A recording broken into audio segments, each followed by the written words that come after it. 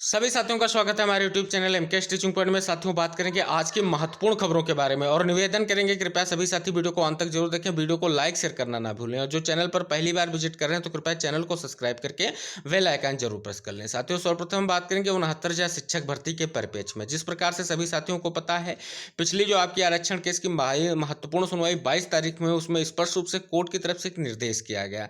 जो निर्देश supreme court के आदेश जो बीएड वर्सेस बीटीसी के परिप्रेक्ष्य में एक पहले याचिका शिक्षा मित्रों के द्वारा की गई थी, जिसमें स्पष्ट रूप से बीएड डिग्री धारकों को 69,000 शिक्षक भर्ती से बाहर करके उनको चयन में लेने की बात की गई थी। यानी उसमें स्पष्ट रूप से उनको 2 चांसेस देने की जो बात थी, उसमें स्पष्ट रूप से वो चाह रहे हैं कि किसी भी तरीके से बीएड डिग्री धारकों को बाहर किया जाए और उनकी जगह पर शिक्षा मित्रों को जो है चयन सूची में सम्मिलित किया जाए और जो रिवाइज लिस्ट बन रही है उस लिस्ट में जो शिक्षा मित्रों को स्थान दिया जाए और बीएड डिग्री धारकों को बाहर कर लिया जाए। लेकिन बात करें तो यहाँ पर कोर्ट की तरफ से ये जो प्रेयर की गई, क्योंकि स्पष्ट रूप से कोर्ट में मांग की गई कि उनकी मांग को भी सुना जाए। हालांकि उनकी मांग को कोर्ट ने स्वीकार किया, क्योंकि 69,000 शिक्षक भर्ती के संपूर्ण मुद्दों को सुनना कोर्ट की तरफ से स्पष्ट किया गया। लेकिन अगर बात करें तो जस्टिस का निर्देश था कि सभी मुद्दों को सुना जाए। हालांकि इस मुद्दों को लेकर के विरोध भी हुआ, लेकिन कहीं ना कहीं इस मुद्दे को अगली सुनवाई में टैग होते आप देख सकेंगे, क्योंकि स्पष्ट कर दिया गया है कि आईए के माध्यम से जो है फाइल किया जा सकता है, तो कहीं ना कहीं मुद्दा सुना जा सकता है। अब शिक्षा मित्रों की तरफ से लगातार ऑडियो वायरल किए जा रहे हैं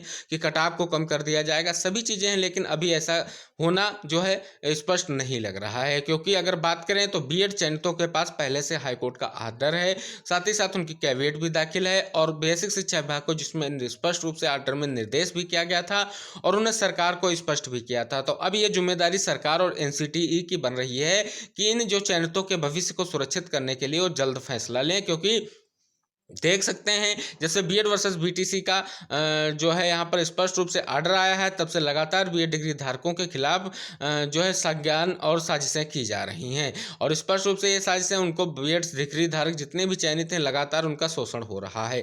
तो इस शोषण से बचाने को लेकर के पूर्व की भर्तियों को स्पष्ट करने के लिए सरकार को जल्द कदम उठाना चाहिए। इसी परिप्रेक्ष्य में महत्वपूर्ण जो एक बात कहें तो माननीय मुख्यमंत्री को जो है ज्ञापन सौंपने की बात की गई। स्पष्ट किया गया उत्तर प्रदेश प्राथमिक शिक्षा संघ की तरफ से जो है माननीय मुख्यमंत्री को संबोधित ज्ञापन जो है दिया गया है और इसमें स्पष्ट रूप से जो 69,000 शिक्षक भर्ती में ब्रिज कोर्स कराए जाने को लेकर के जल्द से जल्द जो है निर्देश देने की बात की गई है। यानी कहीं ना कहीं जल्द से जल्द जो है बीएड कोर्स जो है बीएड को सुरक्षित, बीएड के भविष्य को सुरक्षित करने के लिए 69,000 शिक्षक भर्ती में ब्रिज कोर्स कराया जाए। तो माननीय मुख्यमंत्री जी तक ये मामला पहुंच चुका है और जल्द इस पर हो सकता है संज्ञान लिया जाएगा और जल्द ही फैसला लिया जाएगा। लेकिन अगर बात करें तो कहीं ना कहीं एक बहुत ही की पॉइंट सामने निकल कर आ रहा है कि आरक्षण मुद्दे पर लगातार जो सुनवाई होनी चाहिए उसको लेकर के डेट दी जा रही है और जो इतर मुद्दे आते हैं उनको तुरंत सुन लिया जाता है। पहले आप सभी साथियों को पता है कि इस मामले में जब से सुनवाई स्टार्ट हुई सिंगल बेंच में बहुत सारी चीज़ें देखने को मिली, जिसमें कई सारी चीज़ें आप सभी साथी देख सकते हैं, जैसे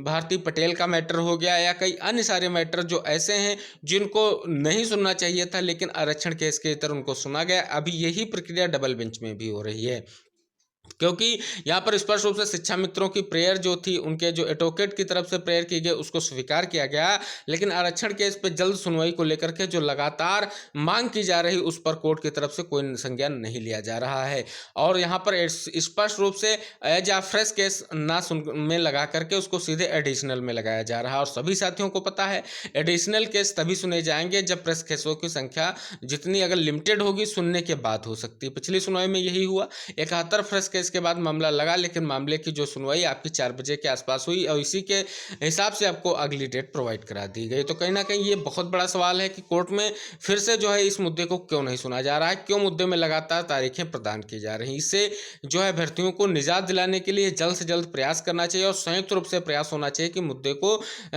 हर हाल में सुना जाना चाहिए और कम से कम आपका मुद्दा जो है लंच के पहले जरूर सुना जाए, जिससे प्रॉपर समय कोर्ट को मिल सके और जो है अभ्यर्थियों को अपनी बात रखने का मौका मिल सके। तो इसको लेकर के स्थिति जल्द स्पष्ट करो हो। आशा करेंगे सभी साथी इस चीज को एकजुटता के साथ आगे बढ़ाएंगे और 11 तारीख की सुनवाई में सुनिश्चित जरूर करेंगे कि आपका मामला सही और समय तक सुना जा सके। अब साथियों बात करेंगे एक और महत्वपूर्ण खबर निकलकर सामने आ रही है कि अभ्यर्थियों की संख्या नियंत्रित करने को कट ऑफ जरूरी।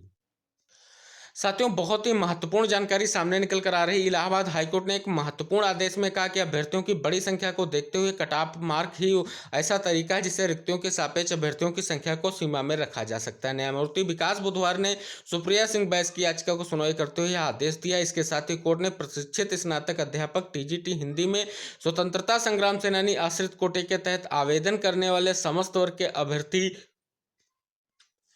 अभ्यर्थी को जो है स्पष्ट रूप से कट ऑफ मार्क्स के आधार पर चयन सूची में स्थान न मिलने के खिलाफ दाखिल याचिका पर जो है खारिज कर दी है। याचिका का कहना है कि उसने टीजीटी हिंदी में सामान्य वर्ग के तहत स्वतंत्रता संग्राम सेनानी आश्रित कोटे से आवेदन किया था। तो देख सकते हैं, महत्वपूर्ण जानकारी आप सभी के सामने निकलकर सामने आ रही। कोर्ट भी जो है कट ऑफ अंक को लेकर के अपनी स्थिति स्पष्ट कर रहा है। साथियों, अगली महत्वपूर्ण जानकारी सामने निकल कर आ रही है कि नए शिक्षक सेवा चयन आयोग अधिनियम में मांगी शिक्षक सेवा सुरक्षा की धारा। उत्तर प्रदेश शिक्षा सेवा चयन आयोग का विधेयक सदन में पेश किए जाने पर अधिनियम 2023 की धारा 31 उपधारा 1 से उत्तर प्रदेश माध्यमिक शिक्षा सेवा चयन बोर्ड अधिनियम 1982 की धारा 18 एवं 21 को हटाए जाने का शिक्षकों ने विरोध किया है। कहा कि यह दोनों धाराएं नहीं होने से शिक्षकों की सेवा सुरक्षा खतरे में रहेगी। ऐसे में राष्ट्रीय शैक्षिक महासंघ उत्तर प्रदेश ने प्राथमिक से लेकर उच्च एडेड शिक्षक संस्थानों तक शिक्षक भर्ती के लिए गठित हो रहे आयोग में यह दोनों धाराएं जोड़े जाने की मांग की है। माध्यमिक शिक्षा सेवा चयन बोर्ड अधिनियम 1982 की धारा 18 में एडेड माध्यमिक विद्यालयों में चयनित प्रधानाचार्यों के सेवानिवृत्त होने पर 60 दिन में नए चयनित प्रधानाचार्य नहीं आने पर विद्यालय के वरिष्ठतम शिक्षकों तदर्थ प्रधानाचार्य नियुक्त किए जाने एवं उन्हें वेतन दिए जाने की व्यवस्था। इसी तरह धारा 21 में बिना चयन बोर्ड की अनुमति के शिक्षक को निलंबित करने का अधिकार प्रबंधक को नहीं है। शिक्षकों की एक बैठक में राष्ट्रीय शैक्षिक महासंघ उत्तर प्रदेश में मंत्री डॉक्टर संतोष कुमार शुक्ल ने कहा कि सदन में पेश किए गए विधेयक में दोनों धाराओं का उल्लेख नहीं है। तो कहीं ना कहीं देख सकते हैं, शिक्षा सेवा चयन आयोग के जो है गठन में एक नया पेंच दिख रहा है। तो हो सकता है इसको लेकर के आगे स्थिति और जो है विकराल होती नजर आएगी। अब बात करें अगली महत्वपूर्ण जानकारी की, जिसमें स्पष्ट रूप से आप सभी साथी देख सकते हैं कि MNIT में पदोन्नति को लेकर जारी बात के बीच निदेशक ने प्रेस वार्ता में किसी भी तरह की गड़बड़ी से जो है स्पष्ट रूप से इनकार किया है।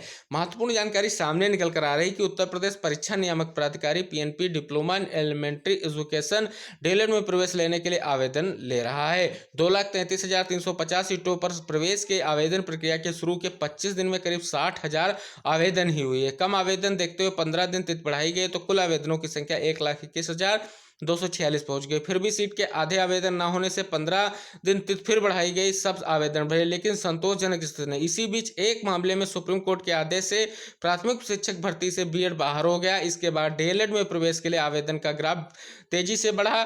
करीब 5 दिन में ही 2 लाख से ज्यादा आवेदन हो गए हैं। PNP सचिव अनिल भूषण चतुर्वेदी ने डीएलएड 2023 में आवेदन के लिए ऑनलाइन आवेदन लेने की प्रक्रिया 2 जून से शुरू की थी। निर्धारित अंतिम तिथि 27 जून तक करीब 60,000 आवेदन ही हुए। सीटों के सापेक्ष बेहद कम आवेदन देखते हुए 11 से 27 जुलाई तक तिथि बढ़ाई गई। तब कुल आवेदन 1,21,244 पहुंचा। इसके सापेक्ष में 99,747 अभ्यर्थियों ने शुल्क जमा किए। इसी तरह 2.25 लाख से ज्यादा सीटें खाली रहने की स्थिति को देखते हुए PNP सचिव ने 9 से 21 अगस्त तक तिथि बढ़ाई। आवेदन के लिए ही जा रहे थे कि 11 अगस्त को मामले में सुप्रीम कोर्ट के आदेश से प्राइमरी शिक्षक भर्ती बीएड से बाहर हो गया और इसी के कारण से देख सकते हैं मामला और आगे बढ़ गया। और साथियों, एक और महत्वपूर्ण जानकारी कि डीएलएड में प्रवेश की जो आपकी तिथि है वो 21 अगस्त तक बढ़ा दी गई है। तो देखिए साथियों, कैसा रहा है इम्पैक्ट आपकी बीएड को पीआरटी से बाहर करने पर। स्पष्ट रूप से आप देख सकते हैं डीएलएड जो यूपी डीएलएड है उसमें लगातार जो है 11 तारीख के बाद किस तरीके से एडमिशन हुई है ये स्पष्ट कर रहा है कहीं ना कहीं बीएड पीआरटी बाहर को लेकर के कितना जो है रुझान बढ़ा है। साथियों, महत्वपूर्ण जानकारी सामने निकल कर आ रही है कि हाई कोर्ट के लखनऊ बेंच ने प्रदेश में सरकारी होम्योपैथी मेडिकल कॉलेजों और सरकारी अस्पतालों में संविदा पर तैनात किए गए पैरामेडिकल और नॉन पैरामेडिकल स्टाफ को हटाने के आदेश को खारिज कर उन्हें पुनः उनकी जगह पर तैनात करने के कलपीठ के आदेश का अनुपालन न करने पर सख्त रुख अपनाया। न्यायालय ने इस संबंध में दाखिल अवमानना याचिका पर सुनवाई करते हुए कहा कि अगली सुनवाई तक याचियों के संबंध में पारित आदेश का अनुपालन किया जाए, अन्यथा अपर मुख्य सचिव आयुष लीना जौहरी कोर्ट के समक्ष पेश होकर के स्पष्टीकरण दे। मामले की अगली सुनवाई 30 अगस्त को होगी। विशेष जानकारी सामने निकल कर आ रही कि RRC यानी रेलवे भर्ती प्रकोष्ठ प्रयागराज की ग्रुप डी भर्ती 2019 को लेकर के अभ्यर्थियों की शिकायत थम नहीं रही। प्रथम चरण में डॉक्यूमेंट वेरिफिकेशन में सफल 59 EWS अभ्यर्थियों को 5वें पैनल में शामिल करने का भरोसा दिया गया था। अब उनसे ये कह दिया गया कि सीट उपलब्ध नहीं है। नोटिस जारी होने से अभ्यर्थी नाराज है। नोटिस में विशेष तौर पर EWS के 59 अभ्यर्थियों को सीट न होने की जानकारी दी गई है।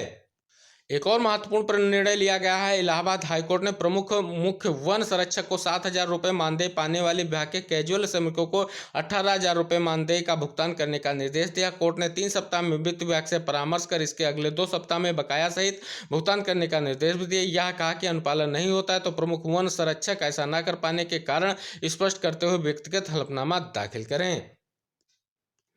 ये थी साथियों बहुत ही महत्वपूर्ण जानकारी है जिनके बारे में मैंने यहाँ पर चर्चा और आप सभी के साथ जो है विचार विमर्श किया। आशा करेंगे सभी साथी वीडियो को लाइक शेयर करेंगे, चैनल को सब्सक्राइब करेंगे। मिलते हैं महत्वपूर्ण खबरों के साथ, तब तक के लिए जय हिंद।